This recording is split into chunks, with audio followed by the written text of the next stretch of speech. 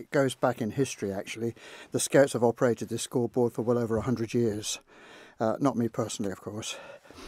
But it's a historic tradition on the island, and it really is an iconic scoreboard. But having said that, it's not in good repair at the moment, and although many people have said save the scoreboard, it's just impossible to save the existing structure. So it's got to come down. So would you welcome a more modern scoreboard, or are you keen to see the traditional scoreboard reproduced? I think from a scouting point of view, and because the Scouts have used the scoreboard or operated the scoreboard for goodness knows how many years, it's again traditional, and I would like to see a replacement scoreboard, obviously using modern materials, and perhaps an electronic leaderboard either side of it, rather than the typical leaderboard that we've got there at the moment. How important is it for you that the Scouts still have an involvement regardless of what style of scoreboard ends up being put in place?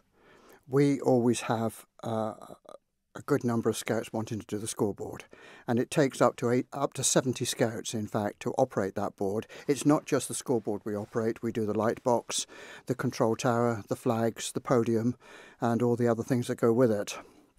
So it being the tradition, and it's very important for Scouts, it gives them responsibility as well, and it's a good community exercise. And of course it gives the people in the grandstand something to watch. And not only that, I think yourselves, Manx Radio, rely on the scoreboard a lot. The lights coming on at so-and-so, and they know that the riders are going to be through the grandstand in about a minute and a half from when the light comes on. So I can't see any reason at the moment for reproducing the scoreboard, but from a safety aspect, and to get rid of that ridiculous chain link fencing on the front of the scoreboard, if the scoreboard was to be raised by 6 to 8 feet and the clock gantry at the back of the scoreboard was widened and overlapped the pavement towards the cemetery, then we could increase the safety aspect of it and give a better viewing platform for the grandstand as well. What would be the worst case scenario for you? The worst case scenario would be for the whole lot to become electronic, so we're not involved in operating the scoreboard at all. But there is a big disadvantage to that, because the sun being in the position that it is in the mornings on a bright sunny day, with modern electronic scoreboards, it's not easy to see from the grandstand. How important is it that this consultation period is going on and that yourselves and other groups with an interest can put their views forward? I think it's very important that the Department of Enterprise has in fact issued the consultation document. They've given 5 different options there, and I think they've been very fair about it.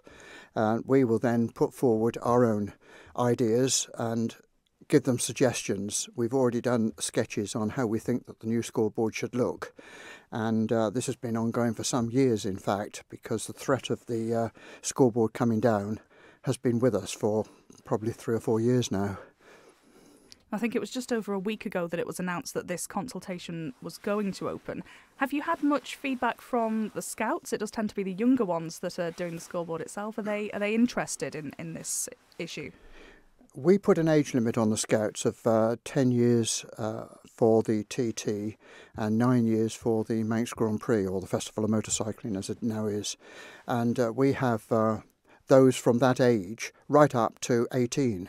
So it's not just the younger Scouts. We use the older ones as a responsible to actually operate the control tower, and they actually use the radios from the control tower across to the scoreboard.